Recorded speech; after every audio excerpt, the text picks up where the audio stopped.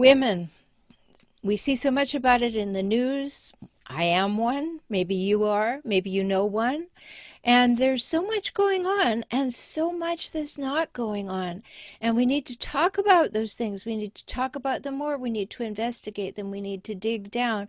Not a good idea to gloss over this, and so important. So my guest today, Audrey Hope, and I are going to be discussing women in the 21st century. So stay tuned. Welcome to Save Your Sanity podcast. I'm Dr. Rhoberta Shaler. Are you living with the chaos, confusion, and uncertainty that a toxic person loves to create? Is a partner, parent, ex, sibling, child, or coworker causing you to second guess yourself? That can be crazy making. I'm here to help you save your sanity. So let's get down to it and figure some things out now. Stay tuned. Well, I'm so glad you're here with us. I'm here with my guest today, Audrey Hope. Hi, Audrey. Hi, it's great to be here. I'm so glad that you're back. This is a return visit for Audrey. We previously spoke about another topic, and what we had to say about women was so intriguing that I invited Audrey to return. And if you're returning to listen to Emotional Savvy, I'm so glad you found value and you've come back. If you're a new listener, welcome, welcome, welcome. I hope you will become a returning visitor. Now, let me tell you a little bit about Audrey. She is a clairvoyant medium and a trauma and relationship therapist who uses her ability to connect with the other side in order to help her clients heal. That's only a little bit about what she does. In addition to her addiction and mental health work, she also utilizes her ability to help clients find out what's stopping them from finding true love and from conquering their life dreams and much more. And as I said, when we started to talk about women, Audrey, we found that there were so many things. So we keep hearing this phrase that people like to say, "You've come a long way, baby." Right? And every time I hear, when I was a young woman, maybe in my 20s, and I thought, oh, that's wonderful. Yes, we're going to come a long way. And as a professional speaker, I used to be a road warrior, speaking all the time.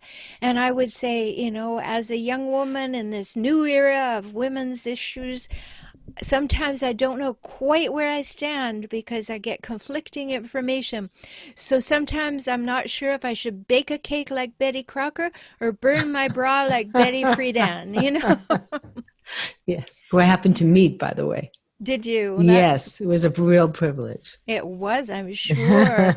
Yes. So, here we are still in this dilemma.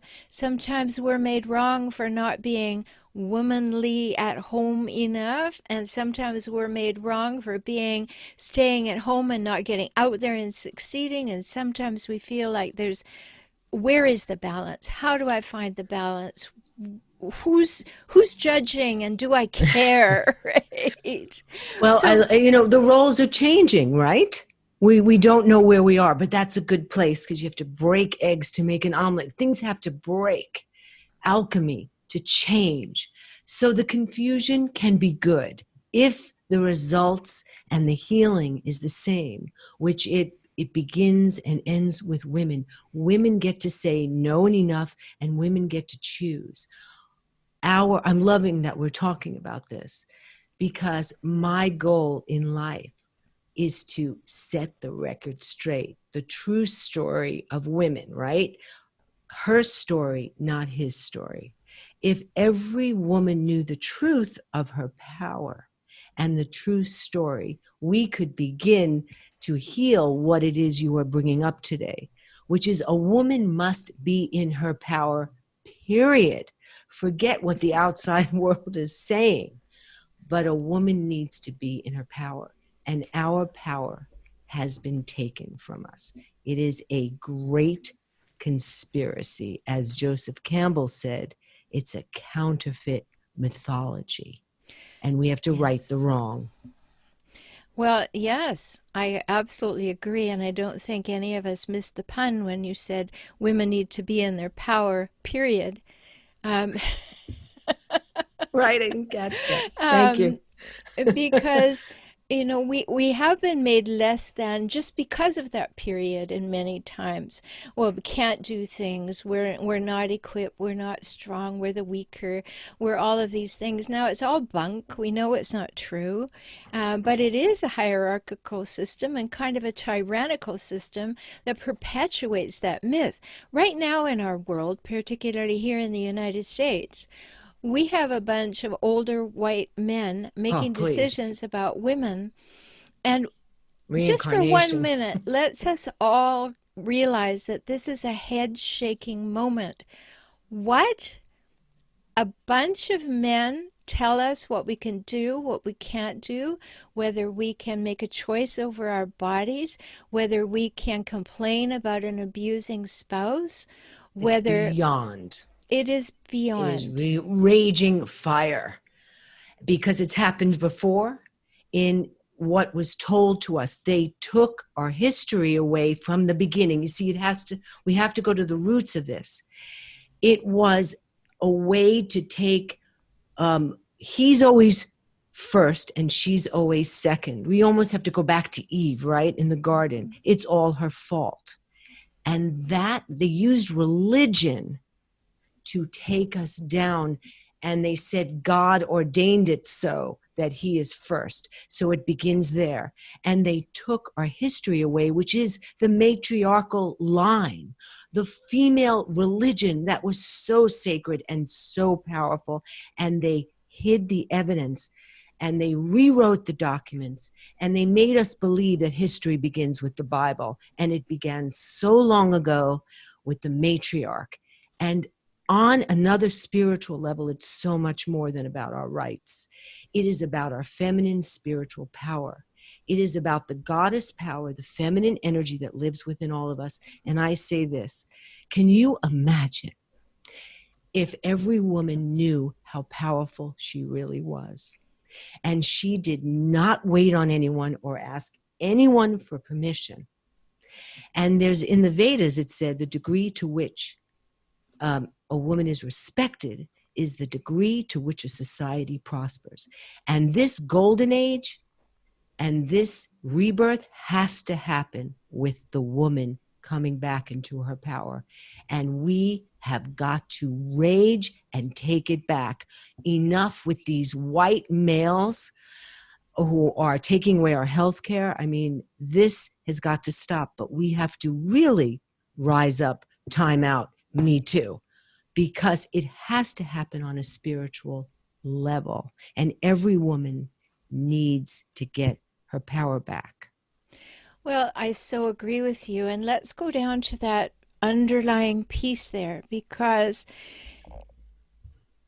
finding our power when outside influence, newspapers, radio, Facebook, social media, wherever you look, we see lovely opportunities and we go yes, and then we see way more times no, oppress, depress, suppress. And many times people, women, are not understanding the message. They're not embracing the message of their power. They're not self empowering. They're not collaborating. How many times, Audrey, do we meet competitive women who do not know how to hold hands and make great things happen? Instead, they feel they have to be in a competitive model. Now, I understand that from a brain chemistry sexual model where I want that guy and the hormones kick in and those things happen.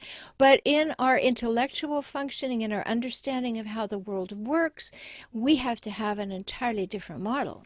Definitely, it's a trick. See, they tricked us. You see, they made us against each other, you see, Right. and they made us turn against ourselves. So it's not only all the things they did, which is invade us, take our history, they also got into our souls and they made us believe we're wrong. We need to be fixed. There's something, we're not skinny enough, smart enough, you know, you know, whatever. The aging, we're too old. So if a woman is worried about her wrinkles, she's not going to be in her power.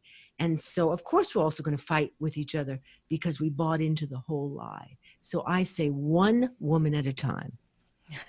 One woman at a time. If you can get it, it can spread. But at least we begin there. It's all been a trick. And that is what we have power to go, you know what? I'm not doing this anymore. I'm not going to let them trick me. And so I say we also have to live in the sovereign power, right? No, Yes. enough. I'm not taking it anymore. And you know what else I'm not doing? I am not self slapping and hurting myself. Every woman has got to stop putting herself down in whatever way that is. Self criticism, I'm not good enough and I'm not skinny enough. Stop it. It needs to stop. And when we get each woman on their own, stopping that, and then turning on their power, which is actually a spiritual thing to activate the inner light, and the light inner, like turning into the lighthouse. There is a way, as a spiritual healer, I like to do that with women, turning it on. And once we open up our intuition and we turn on this power, there is no stopping us. And that is what is meant to happen in this time period, though it looks so bleak, because the women are the healers, the nurturers, and guess what else? They hold the apple of enlightenment. So the story of Adam and Eve, that could be a trick right there too. She's saying to Adam, wake up, we must evolve. And the serpent, which always represents the enlightenment, is the wise one. So they could have changed that story too. And here we are, hating ourselves. And once we stop doing that, the sky's the limit. Sure, I absolutely agree. And to extend that, I mean, think about the serpent as the Kundalini energy rising. Mm-hmm. Think about all of those pieces of the puzzle. And yet, when we have inequity, when the woman in a marriage that has young children is maybe working, childcare, doing all those things, and maybe in an inequitable situation, maybe there are high expectations that she should be knocking herself out, exhausting herself, and being emotionally drained, and that somehow makes her doing it the right way. We have to start looking at those things. Audrey, I always say, and I'm just about to do a video on it, that there are 3 hallmarks of a healthy relationship, any relationship, for adults. And if they're not there, then you have to have a really good look at why not and how to get them. And that's equality, reciprocity, and mutuality.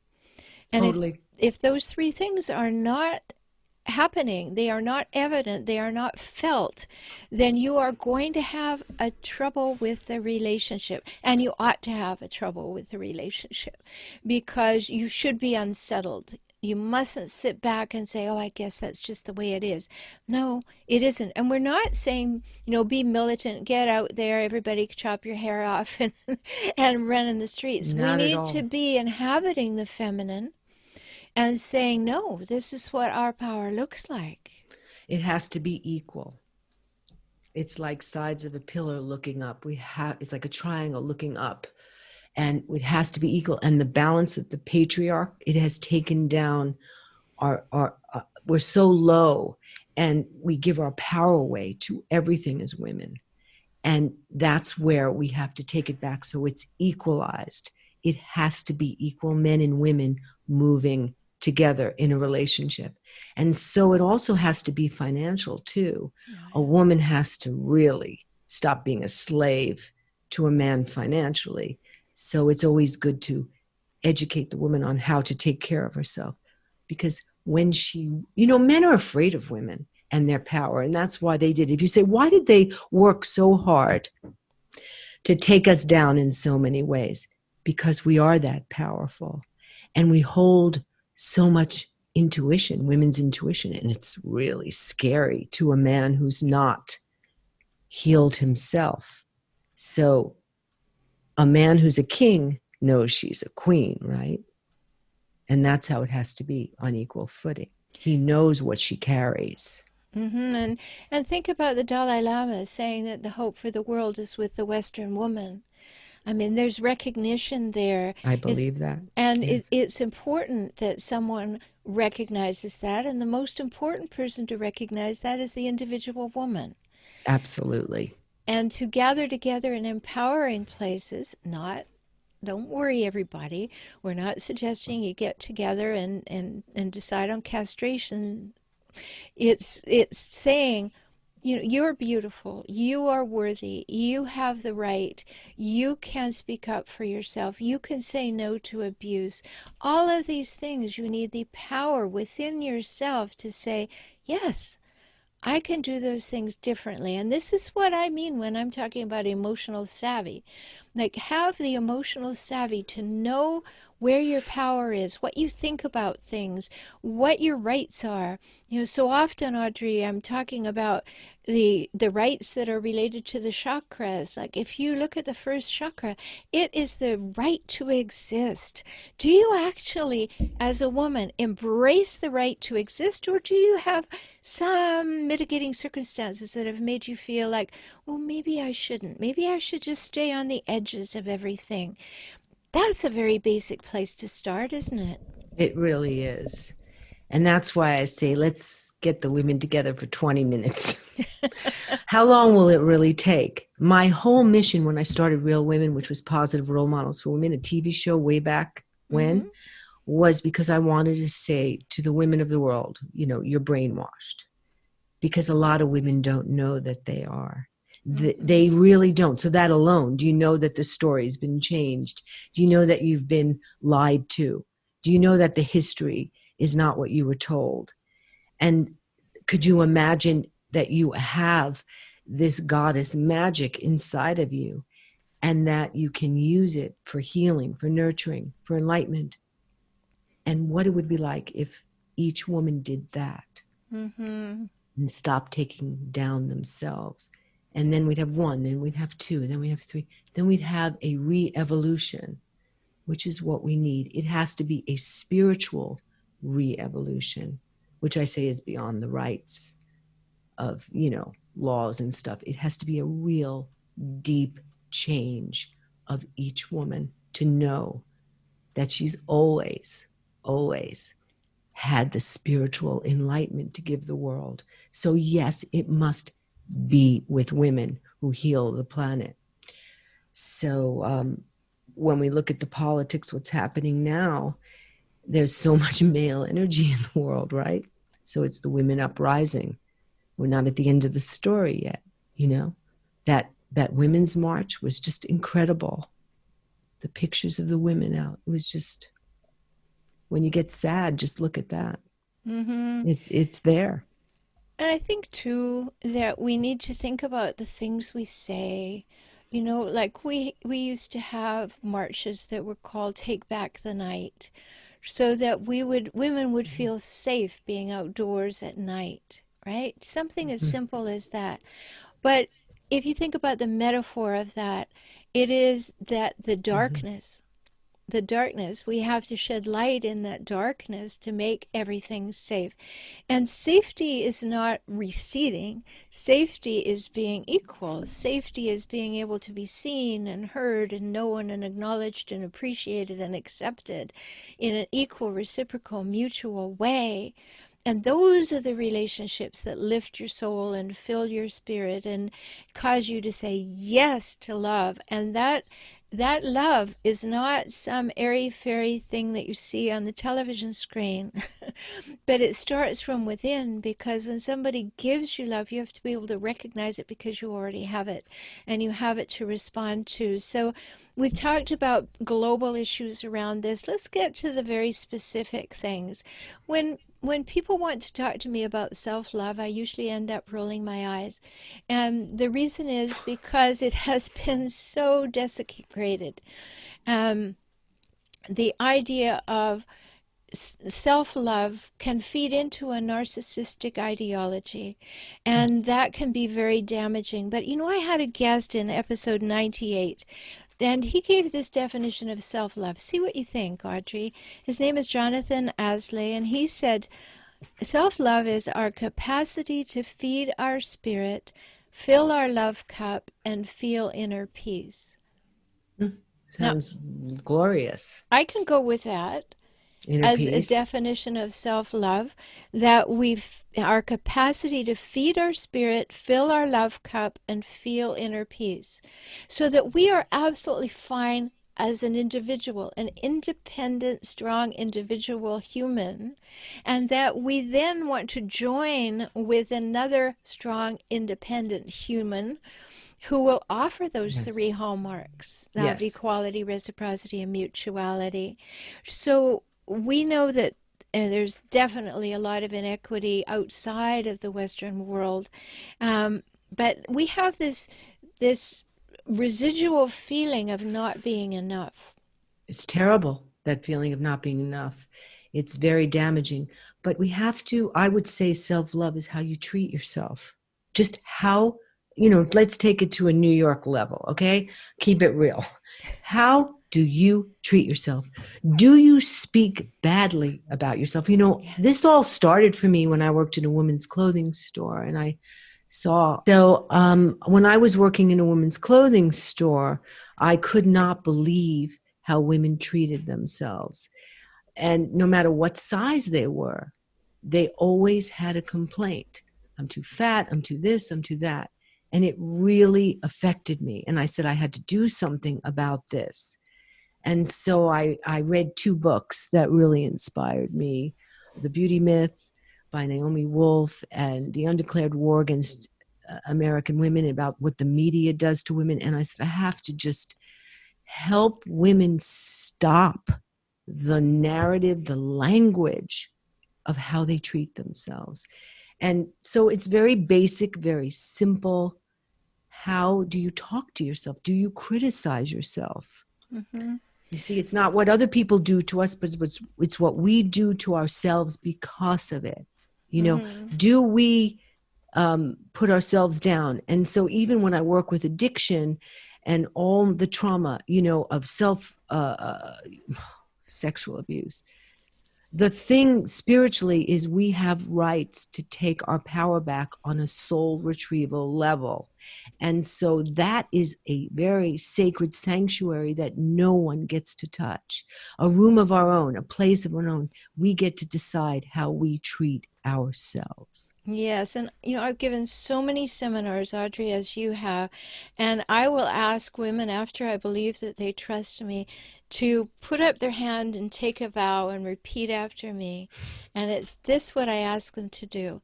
I solemnly promise to never say anything about myself Mm-hmm. that I do not want to be true.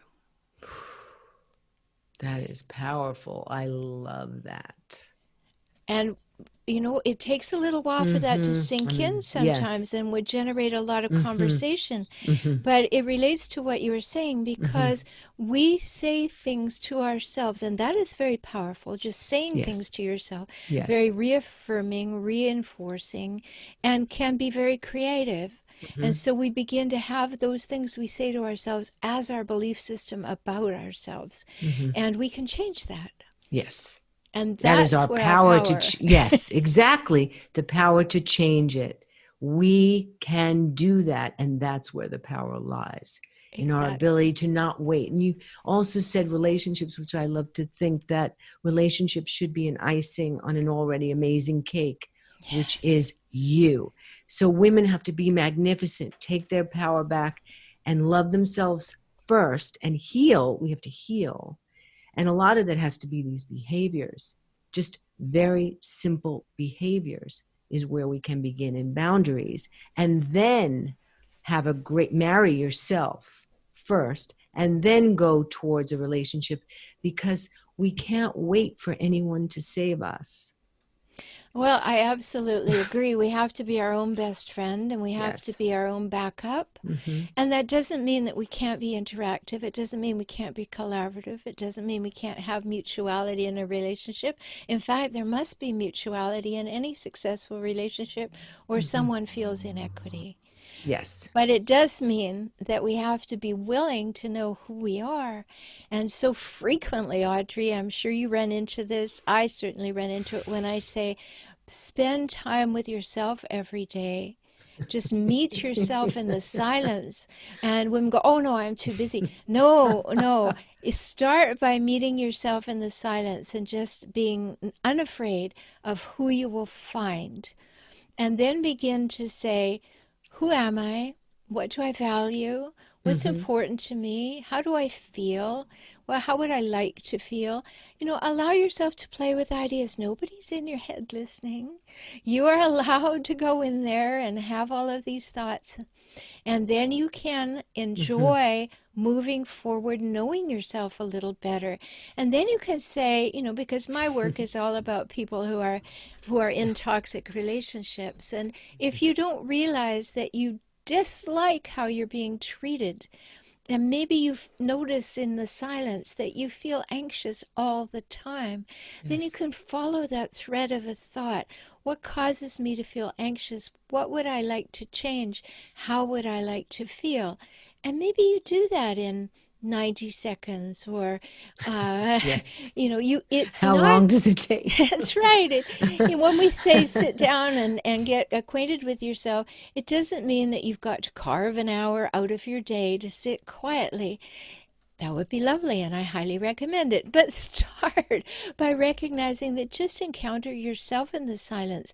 You'll never be able to encounter your spiritual self in the silence if you don't create the silence. Yes, and you're right. Well, women take the time to do that because they always feel they have to take care of everyone, but they forgot about themselves, right? Yes, and Right? self compassion is something that if we don't have, then we get in resentment when we have Hmm. compassion for other people.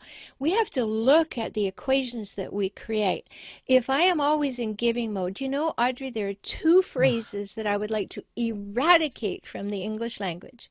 go One ahead. of them is brutal honesty, because it doesn't you can be totally kind and totally honest at the same time when you have good communication skills.